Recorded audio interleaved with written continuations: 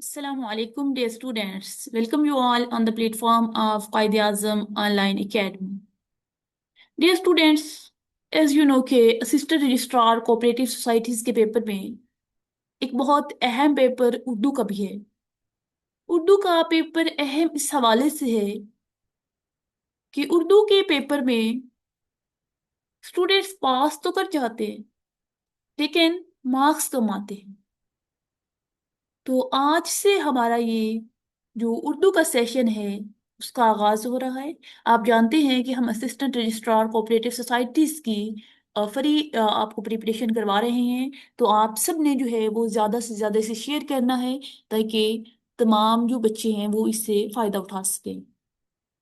आज हम सबसे पहले देखते हैं कि हमारे उर्दू के पेपर में कौन कौन सी चीज़ें शामिल हैं। उर्दू के पेपर की अगर पैटर्न की बात करें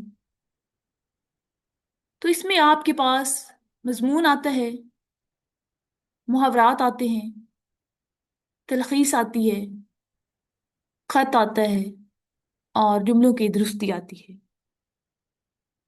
अगर इनके मार्क्स डिवीजन की बात करें तो मजमून 50 नंबर का आता है, मुहावरात 15 नंबर के होते हैं, तलखीस भी 15 मार्क्स की होती है, खत 10 नंबर का होता है और जुमलों की दुरुस्ती भी 10 नंबर की होती है।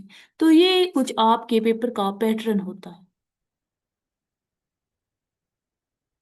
इसमें अगर हम देखें तो बच्चों का एक बहुत अहम क्वेश्चन होता है कि क्या वजह है कि हमारे उर्दू में नंबर कम आते हैं। उर्दू में नंबर ज्यादा लेने के लिए हमें एग्जामिनर की साइकोलॉजी को समझने की जरूरत पेश आती है कि हम पेपर में ऐसा क्या लिखें कि हमारे उर्दू में मार्क्स ज्यादा आए। अगर हम एग्जामिनर की साइकोलॉजी की बात करें तो जो उर्दू का एग्जामिनर होता है वो मॉडर्निज्म से खाइफ है, उसे मॉडर्निज्म पसंद नहीं है और वो उर्दू मीडियम के हक में होता है। वो इस चीज के हक में होता है कि दफ्तरी जुबान उर्दू होनी चाहिए। तो आपने अपने उर्दू के पेपर में कोई भी वर्ड जो है वो इंग्लिश में नहीं लिखना और आपने अपने पेपर में पाकिस्तानियत को शो करना है। अरबी और फारसी की तरकीब को उर्दू एग्जामिनर पसंद करता है तो आपने वो अपने पेपर में इस्तेमाल करनी है। उर्दू का एग्जामिनर लिबरल नहीं है, वो आम तौर पर मजहबी तबीयत का होता है। तो आपने इन सारी चीजों को माइंड में रख के उर्दू का पेपर करना है। क्या आपके पेपर में उर्दू के हक में बात होनी चाहिए, आपके पेपर में पाकिस्तानियत झलकती नजर आनी चाहिए, लिबरलिज्म नहीं होनी चाहिए। आप उर्दू और फारसी तरकीब का, अरबी तरकीब का इस्तेमाल करें तो आप जो है वो उर्दू में अच्छे नंबर ले सकते हैं। उसके बाद अगर हम बात करें कि आपने उर्दू के पेपर में पेपर को किस तरह अटेम्प्ट करना है, आपके क्वेश्चन सॉल्व करने की तरतीब क्या होनी चाहिए, वो सबसे पहले आपने जुमलों की दुरुस्ती को अटेम्प्ट करना है। ये ऐसा सवाल होता है कि ये आपका अगर मुकम्मल दुरुस्त हो तो आपको इसमें से फुल मार्क्स भी मिल सकते हैं। इसके बाद आपने मुहावरे अटेम्प्ट करने हैं, देन आपने खत को अटेम्प्ट करना है, इसके बाद आपने तलखीस करनी है और आखिर पर आपने मजमून करना है।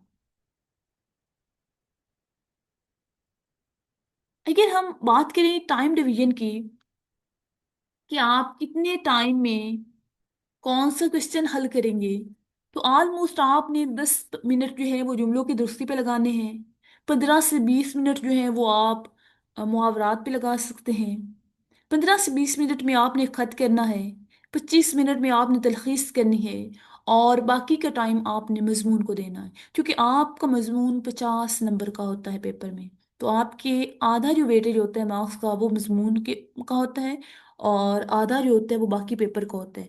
तो आपने इस डिवीजन से जो है वो इस पेपर को अटेम्प्ट करना है। आज हमने बात की है کہ اردو کے پیپر کا پیٹرن کیا ہے، اردو کے پیپر میں زیادہ مارکس کس طرح لیے جا سکتے ہیں، اور حل کرنے کی کوشچن یا پیپر کو اٹیمپٹ کرنے کی ترتیب کیا ہونی چاہیے اس حوالے سے۔ ساتھ میں ہم نے تھوڑی سی ٹائم مینجمنٹ پہ بات کی ہے کہ آپ جملوں کی درستی کو جو ہے وہ 10 منٹ میں کریں، محاورات کو 15-20 منٹ میں کریں، اور اس کے بعد جو ہے وہ خط کو بھی 15-20 منٹ میں کریں، تلخیص کو 25 منٹ میں کریں، اور باقی کا جو ٹائم ہے وہ مضمون کو دیں۔ یہاں تک اگر آپ لوگوں کو کوئی کنفیوژن ہو، کوئی کویسچن ہو، تو وہ آپ لوگ پوچھ سکتے ہیں کمنٹ باکس میں یا واٹس ایپ کے گروپ میں، اور کل سے جو ہے وہ ہم بات کریں گے تلخیص نگاری پہ کہ آپ تلخیص کس طرح اٹیمپٹ کریں گے، ساتھ آپ کو جو ہے وہ مکمل اس کی پریکٹس بھی کروائی جائے گی، ساتھ آپ کو جو ہے وہ ڈیلی کے ٹاسک بھی دیے جائیں گے۔ تو آپ اس کو زیادہ سے زیادہ شیئر کریں تاکہ زیادہ سے زیادہ جو اسٹوڈنٹس ہیں وہ اس سے فائدہ اٹھا سکیں۔ نیکسٹ کلاس تک کے لیے اللہ حافظ۔